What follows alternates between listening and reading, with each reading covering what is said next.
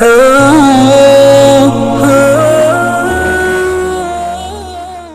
آپ کو کیسے پتا چلے کہ آپ مخلص ہیں اللہ؟ کہ کوئی دوسرا دین کا کام کر رہا ہے، اس سے امت کو فائدہ ہو رہا ہے، اسے دیکھ کر اگر آپ کو خوشی ہو رہی ہے کہ آپ مخلص ہیں۔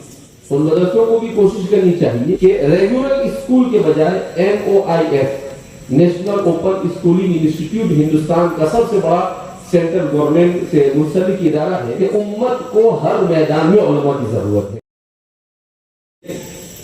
اور بچہ یہ دینی ماحول ہی سے سیکھتا ہے، تو اس لیے اس کو دین سکھانا اور گھر میں دینی ماحول فراہم کرنا یہ دونوں ماں باپ کی ذمہ داری ہے، ورنہ انسان کو پچھتاوے کے علاوہ کوئی چیز ہاتھ نہیں آ سکتی ہے۔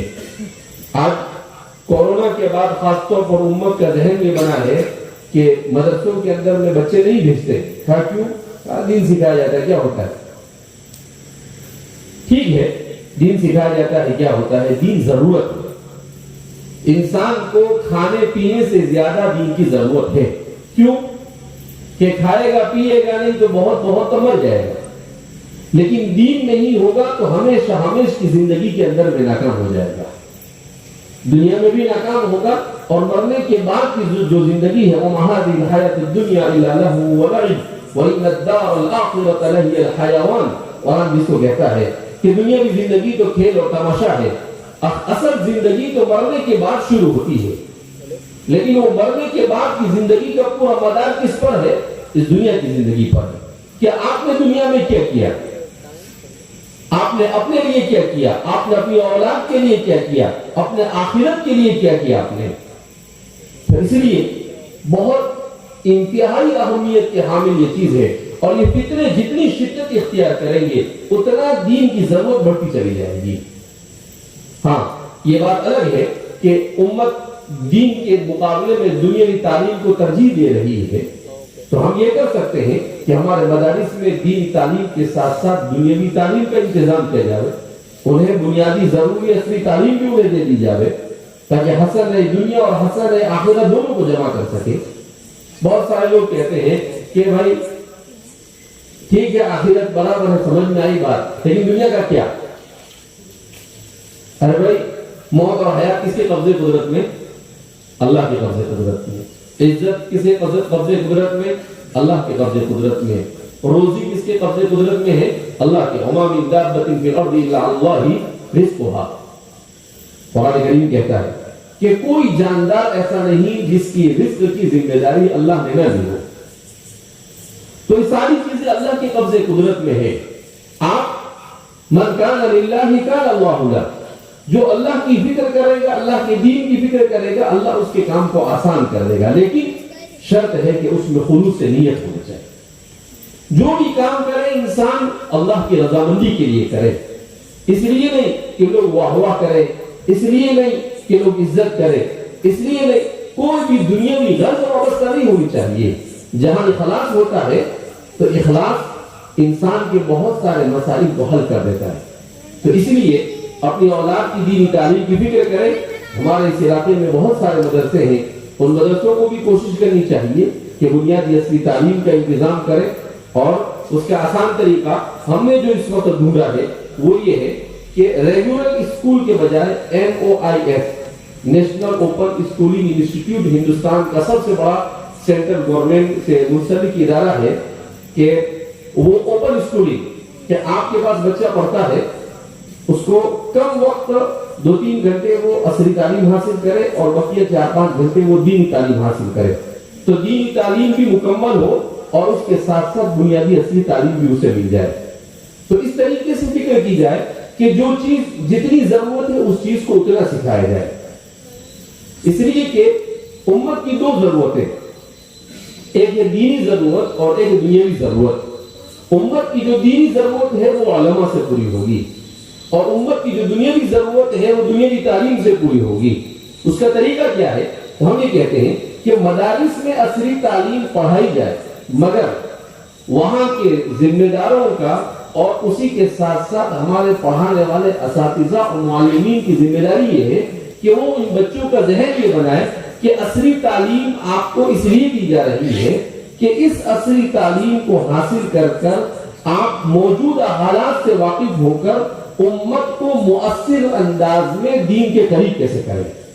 تو اصلی تعلیم پڑھنے کا مقصد بھی دنیا نہ ہو. ہاں کچھ لوگ ایسے ہو جو علماء ہونے کے ساتھ ساتھ کچھ اصلی تعلیم بھی اعلیٰ حاصل کرے. کیوں کہ امت کو ہر میدان میں علماء کی ضرورت ہے. ڈاکٹر کے میدان میں بھی علماء کی ضرورت ہے. اس لیے کہ جب ایک اچھی صلاحیت والا عالم وہ اگر کسی فیلڈ میں جاتا ہے تو اس فیلڈ کی دینی ضرورتوں کو بھی پورا کرے گا. لیکن اگر ہم اس میدان کو خالی چھوڑ دیں گے تو ظاہر سی بات ہے کہ پھر ہمیں اس میدان کے مسائل کو حل کرنے کے لیے ان لوگوں کی ضرورت پڑے گی.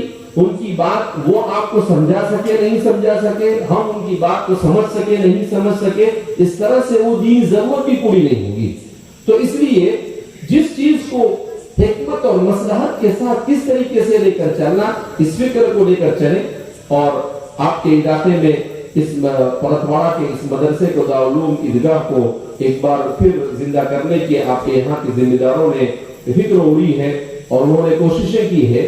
تو اس میں آپ حضرات کا تعاون یہی ہے کہ آپ اپنے بچوں کو بھیجیے. یہاں پر دینی تعلیم کے ساتھ اصلی تعلیم کا بھی انتظام ہوگا. ساتھ ساتھ میں آگے چل کر اگر ادارے نے ترقی کی تو دینی تعلیم کے شعبے میں بھی اسے آگے بڑھایا جائے گا اور اصلی تعلیم کے شعبے میں بھی بہت سارے شعبے قائم کیے جا سکتے ہیں. اس لیے کہ شہر سے منسلک ادارہ ہے تو لہذا شہر سے منسلک ہونے کی وجہ سے یہاں پر کچھ ایسی چیزیں شروع کی جا سکتی ہے جو ہمارے نوجوانوں کو ہنرمندی کی طرف لے جائے. 10ویں 12ویں کے بعد اگر کچھ بچے سیکھنا چاہتے ہیں اس کا بھی انتظام ہو. اس لیے کہ حضرت مولانا مناظر احسن گیلانی رحمۃ اللہ علیہ نے جو آج سے 50-60 سال پہلے ہندوستان میں مسلمانوں کا نظام تعلیم و تربیت پر کتاب لکھی ہے, اس کتاب میں آپ نے اسی وقت لکھا تھا کہ ضرورت اس بات کی ہے کہ مسلمان اس ملک میں اپنی نسل کے ایمان کو بچانے کے لیے ایسے ادارے بنائے جہاں پر مسلمان نوجوانوں کو اور مسلمان نسل کو دینی ماحول فراہم کیا جائے. اس لیے کہ ماحول بڑا اہم ہوتا ہے. اگر انسان کو غلط ماحول ملتا ہے تو اچھا انسان بھی برا بن جاتا ہے, اور برے انسان کو اچھا ماحول ملتا ہے تو وہ برائی کو چھوڑ کر اچھائی کی طرف آ جاتا ہے. رسول اللہ صلی اللہ علیہ وسلم مکہ مکرمہ میں 10 سال محنت کرنے کے بعد 12 سال محنت کرنے کے بعد مدینہ جاتے ہیں اور مدینہ میں ایسا ماحول بنایا جاتا ہے. اللہ کے رسول صلی اللہ علیہ وسلم نے مسجد نبوی کو سب کچھ بنایا. آج ہم نے مسجد کو صرف نماز کے لیے خاص کر دیا. اللہ کے رسول صلی اللہ علیہ وسلم کی مسجد یہ کیا ہوتی تھی, ملٹیپل یوز ہوتی تھی. اللہ کے رسول صلی اللہ علیہ وسلم کی پارلیمنٹ کہاں پر لگتی تھی؟ مسجد میں. آپ صلی اللہ علیہ وسلم کی کورٹ کہاں پر لگتی تھی؟ مسجد میں. آپ صلی اللہ علیہ وسلم کی تعلیم کا انتظام کہاں پر تھا؟ مسجد میں. تو آپ صلی اللہ علیہ وسلم نے دینی, دنیاوی اور روحانی اور مادی تمام ضرورتوں کو مسجد سے جوڑ دیا تھا, مگر آج ہم نے اس کو نہیں باقی رکھا. لہذا ہمیں اپنے مسجد کے کردار کو بھی زندہ کرنے کی ضرورت ہے. ایسا نہیں کہ نماز سے 10 منٹ پہلے کھولی اور پھر نماز کے بعد تالا لگا کر ہم نے مسجد کو بند کر دیا. نہیں, ہم اپنی مسجدوں کو کس طریقے سے ہمارے پورے معاشرے کے لیے بااثر بنائے. ابھی بنگلور میں گیا تھا تو وہاں پر مسجد ون مومنٹ کر ایک اچھی فکر لے کر کچھ لوگ وہاں پر کھڑے ہوئے ہیں کہ کس طریقے سے شہروں کے اندر میں مسجد کو باقیدار بنایا جاوے جو پورے علاقے کی فکر کرے.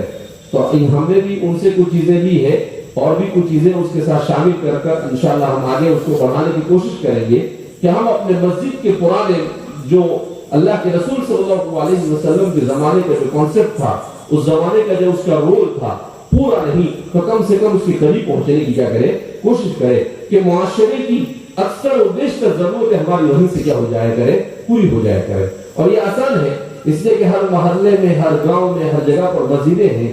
اگر ہم ان مسجدوں کو اچھی طرح سے یوز کرتے ہیں اور پورا دن اس کو استعمال کرتے ہیں تو امت کی بہت ساری ضرورتوں کو پورا کیا جا سکتا ہے. بہرحال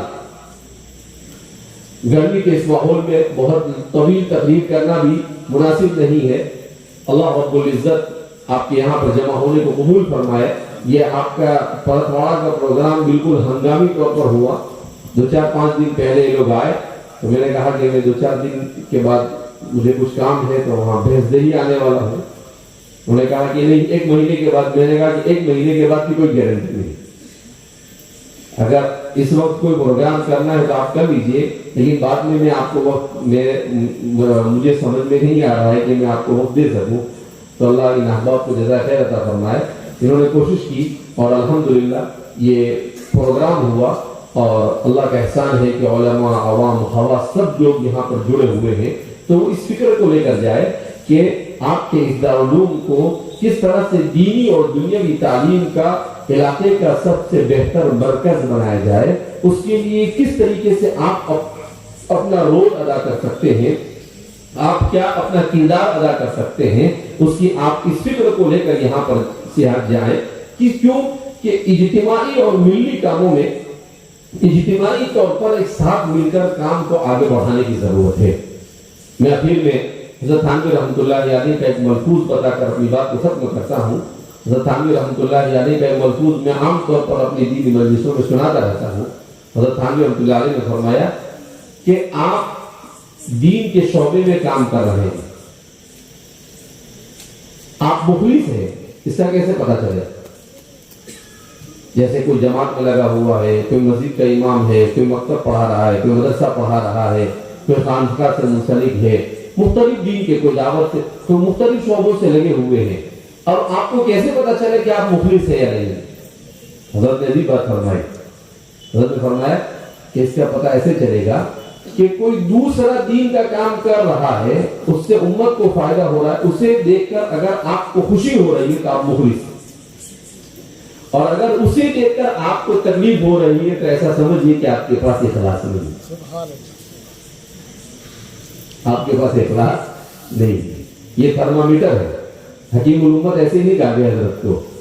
برابر امت جیسے وہ حکیم ایسے نفس پکڑ کر بیماری بتاتا ہے, ایسے حضرت بھی برابر نفس پکڑ کر امت کی بیماریاں کرتے تھے, بتایا کرتے تھے. لہذا اس بنا پر تعاون یہ سب سے اس وقت جو بھی ہمارے خلاف طاقتیں ہیں, وہ طاقتیں سب سے زیادہ کس چیز کا فائدہ اٹھا رہی ہمارے آپسی اختلاف.